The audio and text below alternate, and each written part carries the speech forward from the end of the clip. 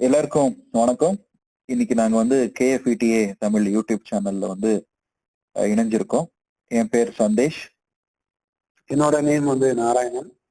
So நாங்க 2 பேரும் வந்து பாத்தீங்கன்னா இப்போ தொடர்ந்து வந்து நிறைய பொருளாதார ரீதியான தகவல்களையும் சேமிப்பு குறித்த தகவல்களையும் அதே போல வந்து பாத்தீங்கன்னா பங்குச்சந்தை குறித்த தகவல்களையும் இன்னும் பல விஷயங்களை வந்து இந்த ஒரு யூடியூப் சேனல்ல வந்து நாங்க விவரமா வந்து நேயர்களுக்காகவே சில கேள்விகளுக்கு வந்து பதில்களை வந்து அளிக்கிறது விதமாக இந்த ஒரு யூடியூப் சேனல் வழியாக உங்களிடம் நாங்க வந்து சந்திக்கிறோம். நம்மளுக்கு நேரம் கிடைக்கும் போதெல்லாம் ஒவ்வொரு வீடியோவும் நம்ம அப்லோட் பண்ணுவோம். தயவு செஞ்சு நம்ம யூடியூப் சேனலான KFETA தமிழ் யூடியூப் சேனலை நீங்க சப்ஸ்கிரைப் பண்ணிக்கோங்க. பக்கத்துல இருக்கிற பெல் ஐக்கானை தட்டி விடுங்க. நோட்டிபிகேஷன் அப்பப்போ கிடைக்கும். அதுக்கு ஏற்றபடி நீங்க வந்து பாத்தீங்கன்னா நம்மளுடைய வீடியோஸ்ல வந்து சிறப்பான தகவல்களை வந்து நீங்க பெற்றுக்கொள்ளலாம். ஓகே சார், இப்போ நம்ம எமர்ஜென்சி ஃபண்ட் வந்து எப்படி கிரியேட் பண்றது, எப்படி அதை யூட்டிலைஸ் பண்ணிக்கிறது அப்படின்றத பத்தி டிஸ்கஸ் பண்ணுவோம். இதுவே இன்னொன்று வந்து பாத்தீங்க அப்படின்னா நல்லா பயங்கரமா சேவிங்ஸ் எல்லாம் பண்ணி ஒரு எமர்ஜென்சி ஃபண்ட் வந்து கிரியேட் பண்ணிடுவாங்க. அதுக்கப்புறம் ஏதோ ஒரு எதிர்பாராத செலவுகள் அப்படின்னு சொல்லி வரும்போது அதை எடுத்து செலவு பண்ணிடுவாங்க. ஆனா திருப்பி அதை வந்து அந்த அமௌண்ட்டை கிரியேட் பண்ண அந்த அமௌண்ட்டை திருப்பியும் வரணும். அப்படி இப்போ எக்ஸாம்பிளுக்கு ஒரு 10 lakhs வந்து அவங்க எமர்ஜென்சி ஃபண்டா வச்சிருக்காங்க. ஒரு 5 lakhs பக்கமா ஏதோ ஒரு செலவு வந்துட்டு எடுத்து பண்ணிட்டாங்க. மீதி 5 lakhs தான் இருக்கும். அந்த இன்னொரு 5 lakhs கொண்டு வர்றதுக்கு நிறைய பேர் ரொம்ப ஸ்ட்ரகிள் ஆகுறாங்க. அது எதனாலங்க சார்? திருப்பி அந்த 10 lakhs அவங்களால கொண்டு வரவே முடியறதுங்க. அது எதுக்கு அப்படின்னா அவங்களுடைய லைஃப் ஸ்டைல்ல சேஞ்சஸா இருக்கும். டிசிப்ளினா இருக்க மாட்டாங்க. பினான்சியல் டிசிப்ளின் ரொம்ப முக்கியம் இந்த விஷயத்துல. நிறைய பேர் ஏன் அதனால அவங்களுக்கு அதாகுதுன்னா, ஒரு வாட்டி அதை செலவு பண்ணதை பார்த்ததுமே திருப்பி வந்து அந்த லைஃப் ஸ்டைல்லயும் அவங்க அடாப்ட் ஆயிடுவாங்க. அதே போகவே இன்னொன்னு என்னன்னா, செலவுகளை கம்மி பண்ணணும். அதுக்கு வந்து பட்ஜெட்டிங் ரொம்ப முக்கியம். அதை பத்தி நம்ம பேசியிருக்கோம். பட்ஜெட்டிங் நீங்க பண்ணுங்க அவசியமா அப்படின்னு. ஸோ இந்த மாதிரி மெடிக்கல் எமர்ஜென்சிக்கு அப்புறம் வந்து பாத்தீங்கன்னா எதுல எல்லாம் நீங்க செலவுகளை குறைக்க முடியும் அப்படின்றது பட்ஜெட்டிங் வச்சுட்டு நீங்க அதை வந்து ரெடி பண்ணிக்கலாம். ஸோ அப்போ வந்து பாத்தீங்கன்னா இந்த 5 லட்சத்தை மறுபடியும் நீங்க எமர்ஜென்சி ஃபண்டை பில்ட் பண்ணணும் அப்படின்னா கண்டிப்பா டைம் ஆகும். ஸோ அந்த டைம் ஆகுறப்போ வந்து பாத்தீங்கன்னா உங்களுக்கு வந்து ஃபர்ஸ்ட் ஹெல்த்தை வந்து நீங்க பாத்துக்கணும். ரெண்டாவது வந்து பாத்தீங்கன்னா உங்களுடைய ஜாப் செக்யூரிட்டி இருக்கா அல்லது பிசினஸ்ல எந்த பிரச்சனையும் இல்லையா அப்படிங்கறத வந்து நீங்க பாத்துக்கணும்.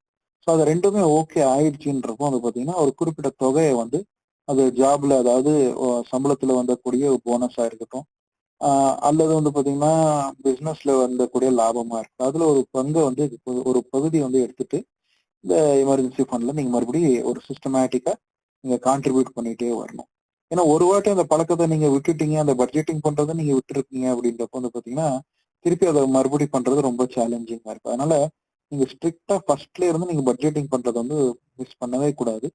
ஸோ பட்ஜெட்டிங்ல நீங்க பக்காவா இருக்கிறீங்க, அதுக்கப்புறம் அது பாத்தீங்கன்னா வரவு செலவு கணக்குல நீங்க கரெக்டா எழுதி வச்சுக்கிறீங்க ஒரு நோட்டு புத்தகத்துலன்றப்போ உங்களுக்கு என்ன ஆகும் அப்படின்னா உங்களுக்கு ஒரு கான்பிடன்ஸ் இருக்கும். அதுக்கப்புறம் அது ஒரு சேலஞ்சா ஒரு கோலா நீங்க எடுத்து வந்து திருப்பி அந்த எமர்ஜென்சி ஃபண்டை நான் அச்சீவ் பண்ணணும் அந்த 5 லட்ச ரூபா அப்படின்றது ஒரு டார்கெட்டா வச்சுக்கிட்டு குடும்பத்தோட இதை வந்து டிஸ்கஸ் பண்ணிக்கலாம். நீங்க வந்து ஹஸ்பண்ட் அண்ட் ஒய்ஃபா இருக்கிறீங்கன்னா இருக்காங்கன்னா அவங்க கூட டிஸ்கஸ் பண்ணிட்டு எப்படியெல்லாம் நம்ம வந்து சேமிப்பு பண்ணலாம், எப்படியெல்லாம் நம்ம கட் ஷார்ட் பண்ணலாம் செலவுகளை, அதெல்லாம் நீங்க வந்து பாத்தீங்கன்னா டிஸ்கஸ் பண்ணி ஒரு பிளானை கொண்டு வந்து வரலாம்.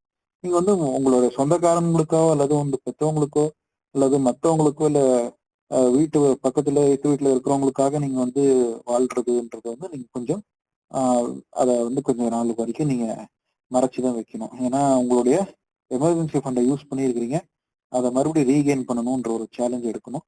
அதை எடுத்துட்டு தான் நீங்க வந்து இதை ப்ராப்பரா சிஸ்டமேட்டிக்கா ஒரு ஃபினான்ஷியல் டிசிப்ளினோட நீங்க இதை பண்ணாதான் அதை சக்சீட் ஆக முடியும். இது ரொம்ப பெரிய சேலஞ்ச் தான். இது வந்து நம்ம சேலஞ்ச் இல்லைன்னு நம்ம சொல்ல முடியாது. கண்டிப்பா பெரிய சேலஞ்ச் தான். ஆனா அது பண்ணிதான் ஆகணும், வேற வழி இல்லைன்றத ஒரு மைண்ட் செட்டை வந்து ஃப்ரேம் பண்ணி வச்சுக்கணும். எப்பவுமே அந்த மைண்ட் செட் வந்து நம்ம வந்து க்ரோத் மைண்ட் செட்ல தான் நம்ம இருக்கணும் அப்படின்வாங்க. ஃபிக்ஸ்டு மைண்ட் செட்ல இருக்கக்கூடாதுன்னு சொல்லி. ஸோ க்ரோத் மைண்ட் செட்ல தான் வந்து அதை வச்சுக்கிட்டு டிசிப்ளின்டா நம்ம அந்த ஹேபிட்டை வந்து கண்டினியூஸா பண்ணிட்டே வந்தோம் அப்படின்னா, ஃபினான்ஷியல் டிசிப்ளினோட பண்ணோம்னா நம்ம எமர்ஜென்சி ஃபண்டை திருப்பி ரிகவர் பண்ண முடியும். ரிகவர் பண்ண பிறகும் நம்ம அந்த ஹேபிட் கண்டினியூ தான் பண்ணிட்டு இருப்போம். அந்த கண்டினியூ பண்ற ஹேபிட் என்ன அப்படின்னா, அந்த எவ்வளவு கான்ட்ரிபியூஷன் பண்றோமோ அதை கண்டினியூ பண்றது வேற வேற ஃபைனான்சியல் இன்ஸ்ட்ருமெண்ட்ஸ்ல அதை டைவர்சிஃபை பண்ணி அந்த ஹேபிட் பண்றதுனால கண்டினியூ பண்றதுனால இன்னும் அதிகமான ஒரு ஃபினான்ஷியல் இண்டிபெண்டன்ஸ் சீக்கிரமாவே நீங்க அச்சீவ் பண்றதுக்கான சாத்தியங்களும் வருது. அது எப்படி நம்ம பண்ணணும் அப்படிங்கறத வந்து நம்ம இன்னொரு பதிவுல நம்ம தெரிஞ்சுக்கலாம். ஓகேங்க சார். ஓகே. இப்போ வந்து நீங்க சொல்றத வந்து பார்த்தோம் அப்படின்னா, உங்களோட எய்ம் வந்து ஒரு 10 லேக்ஸ் முன்ன போய் டிஸ்கஸ் பண்ண மாதிரியே நான் சொன்ன மாதிரியே ஒரு 10 லேக்ஸ் வந்து நம்மளோட எமர்ஜென்சி ஃபண்டா இருக்கு அப்படிங்கும்போது, அது செலவாயிடுச்சு அப்படின்னா திருப்பி அந்த 5 லேக்ஸ் செலவாயிடுச்சுன்னா திருப்பி இந்த 5 லேக்ஸ்க்கு நீங்க ஏதோ ஒரு சேவிங்ஸ் பண்ணி கொண்டு வந்துருங்க அப்படின்னு சொல்றீங்க. அதுக்கப்புறம் அந்த 10 லேக்ஸோட அப்படியே நிறுத்திட வேண்டாம். இதுக்கப்புறமா ஒரு எமர்ஜென்சி ஃபண்ட், எமர்ஜென்சிக்காகன்னு சொல்லி ஒரு அமௌண்ட் நீங்க மாசம் மாசம் எடுத்து வச்சுக்கிட்டே வாங்க. அது வந்து சேர்ந்துச்சு அப்படிங்கும்போது நமக்கு பெரிய அமௌண்டா கிடைச்சது அப்படின்னா அதை வந்து நீங்க எமர்ஜென்சி ஃபண்ட்ல இருந்து எடுத்து டைவர்சிஃபை பண்ணி வேற ஏதாவது ஒரு சேவிங்ஸ் வந்து பண்ணலாம் அப்படின்ற மாதிரி சொல்ல வரீங்க. அப்படிதானே சார்? அதே மாதிரி தான் சார். அதே போல வந்து பாத்தீங்கன்னா நீங்க எல்லா உங்களுடைய ஃபியூச்சர் பிளானிங் என்ன இருக்கோ இதே போலவே நீங்க ஒரு சேமிப்பு திட்டத்து வழியாகவோ அல்லது இன்வெஸ்டிங் வழியாகவோ நீங்க அதை பண்ணிக்கலாம். அதாவது ஒரு உங்க வீட்லயே குழந்தைங்க இருக்காங்க, ஹையர் எஜுகேஷன் அவங்களுக்கு நீங்க கான்ட்ரிபியூஷன் பண்ணணும் அப்படின்னு ஆசைப்படுறீங்க அப்படின்னா சரியான ஒரு மார்க்கெட்ல மியூச்சுவல் ஃபண்ட்ஸ் வழியாக நீங்க இன்வெஸ்ட் பண்ணலாம். அதாவது ஷேர் மார்க்கெட் பத்தி எந்த நாலேஜ் எனக்கு இல்லை அப்படின்றவங்க இந்த மாதிரி என்பிஎஸ் மூலமாகவோ அல்லது இப்போ நான் சொன்ன மாதிரி குழந்தைங்க இன்சூரன்ஸ் பால் பீமா யோஜனா போஸ்ட் ஆஃபீஸ்ல இருக்கக்கூடிய அந்த இன்சூரன்ஸ் மூலமாகவோ அல்லது வந்து பாத்தீங்கன்னா இந்த மியூச்சுவல் ஃபண்ட் வழியாகவோ நீங்க வந்து இன்வெஸ்ட் பண்ணிக்கலாம். நீங்களும் வந்து ஃபேமிலி எல்லாமே ஒரு டூருக்கு போகணும் அப்படின்னு ஆசைப்படுறீங்க, வெளிநாட்டு டூர் போகணும் அல்லது 60வது கல்யாணத்துக்கு வந்து ஒரு ஃபங்க்ஷன் கிராண்டா பண்ணணும் அல்லது வீட்டுல பெரியவங்களுக்கு ஒரு பர்த்டே செலிப்ரேஷன் பண்ணணும்னா அதுக்கு ஏத்த மாதிரி நீங்க ஃபண்ட்ஸை வந்து நீங்க பிளான் பண்ணிக்கலாம். நீங்களே ஏதோ ஒரு எக்ஸாம்பிள் கூட சொன்னீங்களா சார்? அதாவது நீங்க சொல்லுங்க சார். யாரும் உங்க கொலீக் ஒருத்தர் அந்த மாதிரி பண்ணிட்டு இருக்காங்க அப்படின்னு சொல்லி மாசம் மாசம் கான்ட்ரிபியூஷன். சரி சார். அவங்க வந்து என்ன பண்ணுவாங்கன்னா, எனக்கு தெரிஞ்ச ஒரு ஃப்ரெண்ட் இருக்காங்க. அவங்க வந்து ஆர்டி தான் போட்டுட்டு இருப்பாங்க. எப்படின்னா அவங்களோட பையன் பொண்ணு 2 பேர் இருக்காங்க. பையன் பேர்ல ஒரு ஆர்டி, பொண்ணு பேர்ல ஒரு ஆர்டி, அந்த மாதிரி 1 இயருக்கு போடுவாங்க. 1 இயர் முடிஞ்ச உடனே அவங்க என்ன பண்ணுவாங்கன்னா அந்த அமௌண்ட் எடுத்து அவங்களோட அந்த 1 இயர் முடிஞ்ச உடனே அந்த அமௌண்ட் எடுத்து அவங்க வந்து அந்த குழந்தைக்கு, அந்த பையனுக்கோ பொண்ணுக்கோ அவங்களுக்கு வந்து பாத்தீங்க அப்படின்னா அந்த பர்த்டே செலிப்ரேஷனுக்காக அந்த அமௌண்ட் வந்து யூஸ் பண்ணிக்குவாங்க சார். அதுக்காக அவங்க வந்து ஆர்டி போட்டு மாசம் மாசம் ஒரு 500 ரூபாய் 1000 ரூபாய் அந்த மாதிரி போட்டுட்டே வருவாங்க. அதுக்கப்புறம் அந்த 1 இயர் கழிஞ்சதுக்கு அப்புறம் அந்த அமௌண்ட் எடுத்து அவங்க வட்டி பெருசா அவங்க எக்ஸ்போர்ட் பண்ண மாட்டாங்க. அந்த அமௌண்ட் எடுத்து அவங்க அந்த குழந்தையோட பர்த்டே செலிப்ரேஷனுக்காக யூஸ் பண்ணுவாங்க சார். அதுதான் நான் உங்களுக்கு சொல்ல வந்தேன். இன்னொரு விஷயம் மறந்துட்டேன் சார். இன்னொன்னு வந்து சுகன்யா சம்ருத்தி யோஜனான்னு ஒண்ணு இருக்கு, போஸ்ட் ஆஃபீஸ்ல இருக்கு, பேங்க்லயும் இருக்கு. அதை பத்தி நம்ம பேசணும் சார். அதை பத்தி மறந்துட்டோம். பெண் குழந்தைங்களுக்கு வந்து நம்ம அந்த சுகன்யா சம்ருத்தி யோஜனா வந்து இது பண்றாங்க.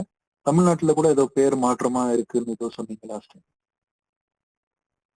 செல்வ பொன்மகள் சேமிப்பு திட்டம். அதை பத்தி கொஞ்சம் அப்படியே சொல்லுங்க சார். பொன்மகள் சேமிப்பு திட்டம் அப்படின்றது வந்து நமக்கு வந்து ஒரு மெயினா இங்க வந்து தமிழ்நாட்டுல அவங்க சொல்றது என்னது அப்படின்னு பாத்தீங்கன்னா, அது பொன்மகள் சேமிப்பு திட்டம் அப்படின்னா ஒரு 18 வருஷம் 20 வருஷம் நம்ம வந்து அந்த அமௌண்ட், ஒரு பர்டிகுலர் அமௌண்ட் வந்து நம்ம அதுல போட்டுட்டே இருக்கணும். அந்த 18 வருஷம் இல்லைன்னா 20 வருஷம் கழிச்சு ஒரு பெரிய அமௌண்ட் வந்து ஒண்ணு சேரும். அந்த அமௌண்ட்டை நம்ம வந்து கிளைம் பண்ணிக்கலாம். என்ன மாதிரி சொல்லி கிளைம் பண்ணலாம் அப்படின்னா, நான் என்னோட பொண்ணுக்கு வந்து நான் வந்து ஒரு பெரிய என் பொண்ணோட மேல் படிப்புக்காக நான் இந்த அமௌண்ட் எனக்கு வேணும், இல்லைன்னா கல்யாணத்துக்காக இந்த அமௌண்ட் வேணும், அந்த மாதிரியான ஒரு விஷயத்த நம்ம வந்து அவங்க கிட்ட போஸ்ட் ஆஃபீஸ்ல தான் இருந்தாச்சு இருக்கு. அவங்க கிட்ட நம்ம அப்ளை பண்ணோம் அப்படின்னா அவங்க வந்து அந்த அமௌண்ட் நமக்கு வந்து ரிட்டர்ன் அமௌண்ட் வந்து நம்ம கொடுப்பாங்க அப்படின்ற மாதிரி. இதுல வந்து பாத்தீங்கன்னா நமக்கு வருஷத்துக்கு ஒரு தடவை இல்லை மாசம் மாசம் அப்படின்ற மாதிரி நம்ம வந்து இன்வெஸ்ட்மெண்ட் பண்ணிக்கலாம்.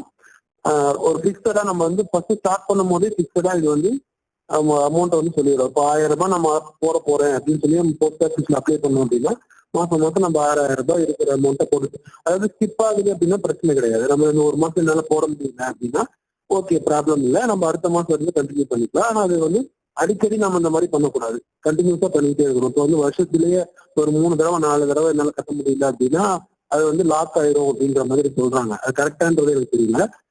அது மட்டும் இல்லாம நம்ம வந்து ஒரு 18 வருஷம் 20 வருஷம் கழிச்சு வரப்போற ஒரு விஷயத்துக்காக, பண்ண போற ஒரு விஷயத்துக்காக தான் நம்ம வந்து சேவிங்ஸ் பண்றோம். அப்படிங்கும் போது லாங் டேர்ம் வந்து நம்ம அப்பப்போ நினைச்சு பார்க்கணும், எதுக்காக நம்ம இதை ஸ்டார்ட் பண்ணோம் அப்படின்றத வந்து நம்ம நினைச்சு பார்த்துட்டே வந்தோம் அப்படின்னா கண்டிப்பா நம்ம வந்து மிஸ் பண்ண மாட்டோம். கண்டினியூஸா அந்த அமௌண்ட் வந்து போட்டுட்டே தான் வருவோம். அதை வந்து இங்க வந்து எப்படி மோட்டிவேட் பண்ணுவாங்க அப்படின்னா, ஒரு குழந்தை வந்து குழந்தை பிறந்து ஒரு 5 வயசு 6 வயசு ஆயிடுச்சு, ஸ்கூல் போக ஸ்டார்ட் ஆயிடுச்சு அப்படின்னா அந்த டைம்ல நீங்க வந்து இது ஸ்டார்ட் பண்ணுங்க.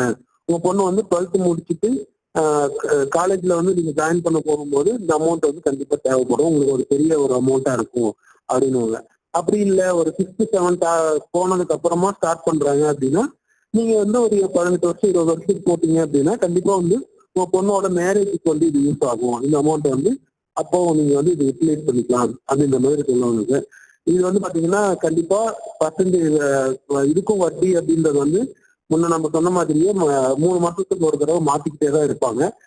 நீங்க வந்து இன்வெஸ்ட் பண்ண போற டைம்ல என்ன வட்டி இருக்கு, அதுக்கு 20 வருஷம் கழிச்சு என்ன அமௌண்ட் வரும் அப்படின்றது வந்து போஸ்ட் ஆபீஸ்ல கேட்டீங்க அப்படின்னா அவங்களே சொல்லுவாங்க எவ்வளவு வரும் அப்படின்றது.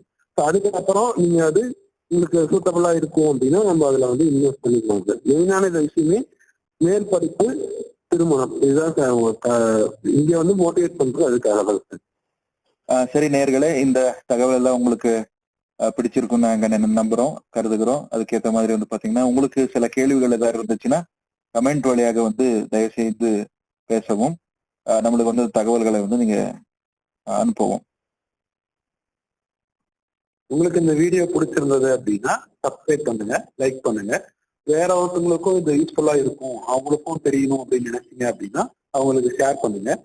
உங்களோட கமெண்ட்ஸ் ஏதாவது இருந்தது, நீங்க தெரிஞ்சுக்க வேண்டியது ஏதாவது இருந்தது, உங்களுக்கு கொஸ்டின் ஏதாவது இருக்கு அப்படின்னா அதை வந்து எங்களோட கமெண்ட் பாக்ஸ்ல போடுங்க. அதுவும் நாங்க வந்து எடுத்து டிஸ்கஸ் பண்றோம். உங்களுக்கு அது யூஸ்ஃபுல்லா இருக்கும் அப்படின்னு நாங்க நம்புறோம். தேங்க்யூ.